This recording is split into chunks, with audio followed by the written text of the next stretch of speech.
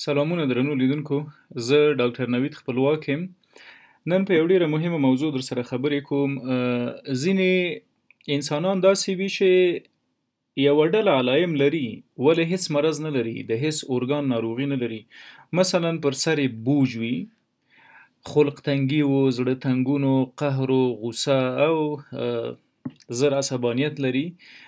ټول وجود یې ګرمیږي ولې تبه نه لري. دغه حالت ته موږ ممکن په خپلو اصطلاحاتو کې لو ګریډ فیور ووایو. لو ګریډ فیور یا په د حرارت درجه تقریبا د تبې په اندازه نه ده ولې وجود ګرم وي، یو قسم د وجود ګرمایش موجود وي. همدا رقم د حافظې کمزوري په دې ځینو انسانانو کې موجوده وي.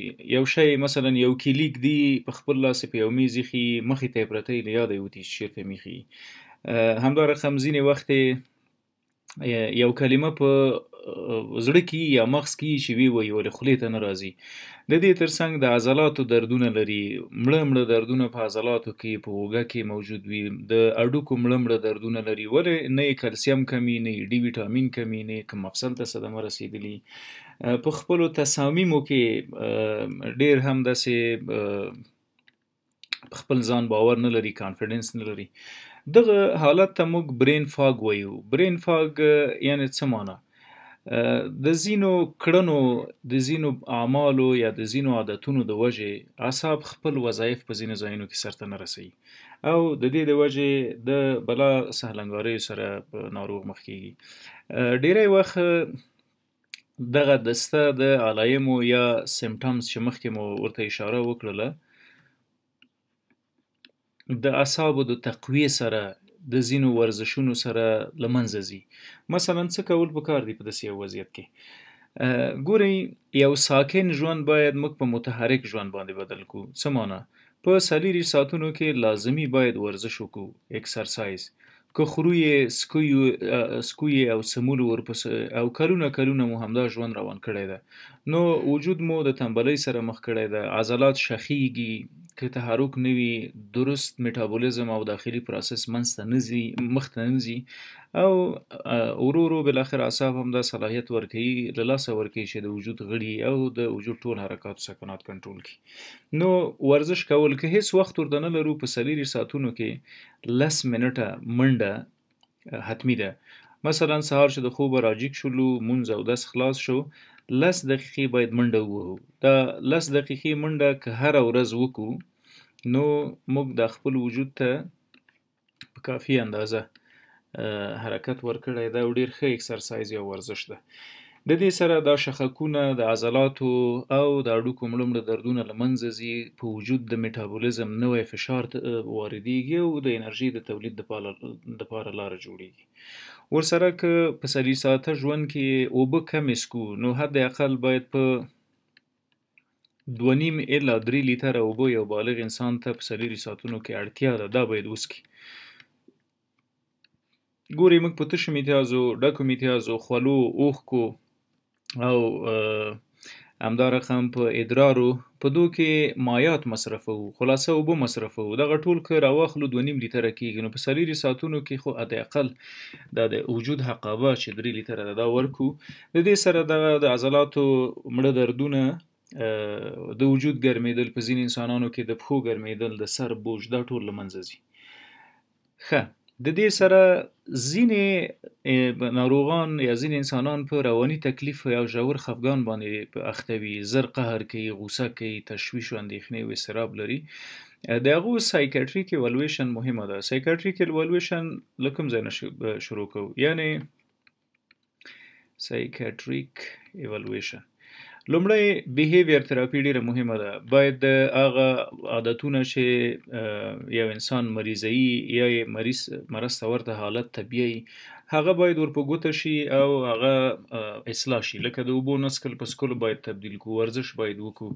که د خوراک نه وروسته مو په وجود بوج وي، داسې یو بوج چې هیڅ تکلیف ته ورته حالت نه ده، نو باید وګرځو چې د هضم سره مرسته وکړو. دا هغه شیان دي چې باید په خوله وویل شي مریض ته. دا باید پوه کړو چې ته کوم مرض نه لرې، کوم د وجود کوم غړی دی ناروغه نه ده، بلې خپله تنبلي کوي، سهلنګاري کوي چې دغسې تکالیف سره مخ یې. نو هڅونه یې ډېره مهمه ده. ورسره د ځینو درملو نه هم باید استفاده وشي چې هغه باید سایکالوژیست ووایي چې د تشخیص نه وروسته یې درملنه سټارټ شي. څه کولی شو موږ د اعصابو د تقویې دپاره چې د دغه علایمو نه په سمه توګه راووځو. ګورئ تاسو به حتما د اومیګا 3 په نامه اومیګا 3 فټي اسید سافت جیل یا کپسولونه لیدلی وي. سافت جیل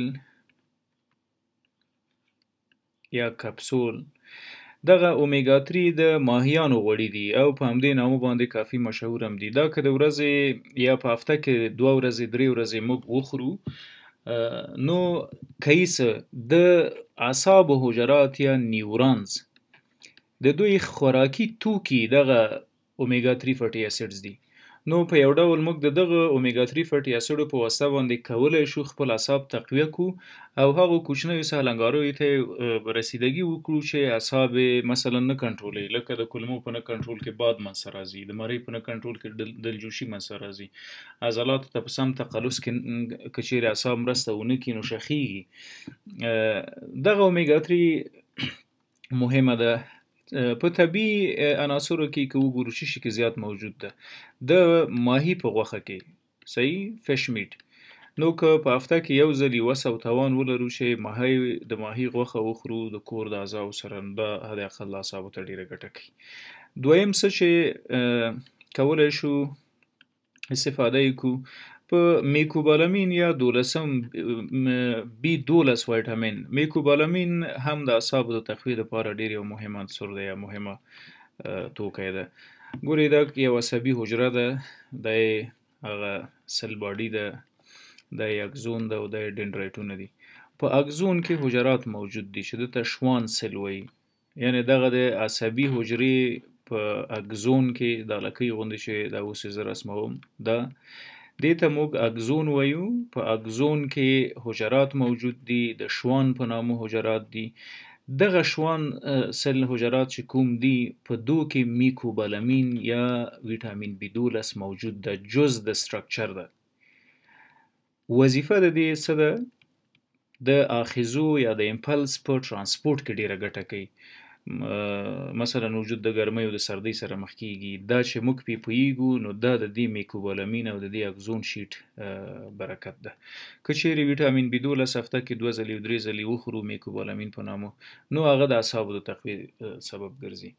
د کو انزایمز په نامه ټابلیټونه موجود دي د تقویې چې هغه د اعصابو سره ډیره مرسته کوي. همدا رقم د مګنیزیم موجودیت په غذا کې یا د مګنیزیم له ټابلیټ او کپسول نه هم استفاده کولی شو که چیرې کم وي.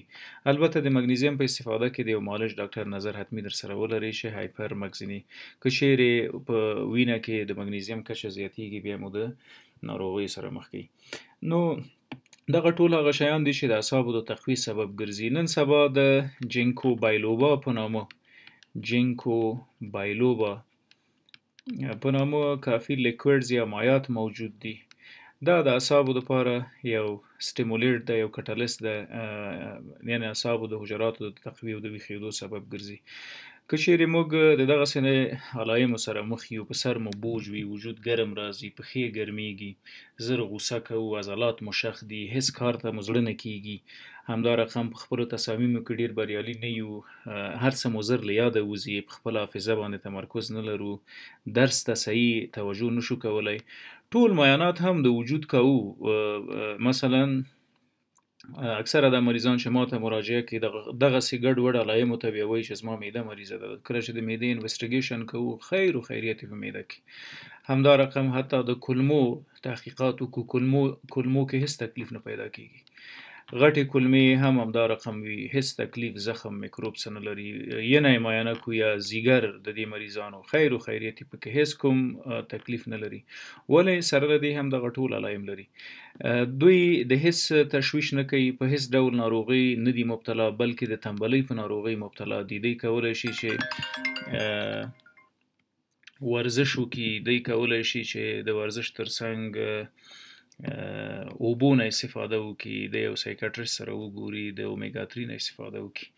په دې هیله چې دغه موضوع ته توجه وکړي او یو څه ګټوره ثابته شي. مننه.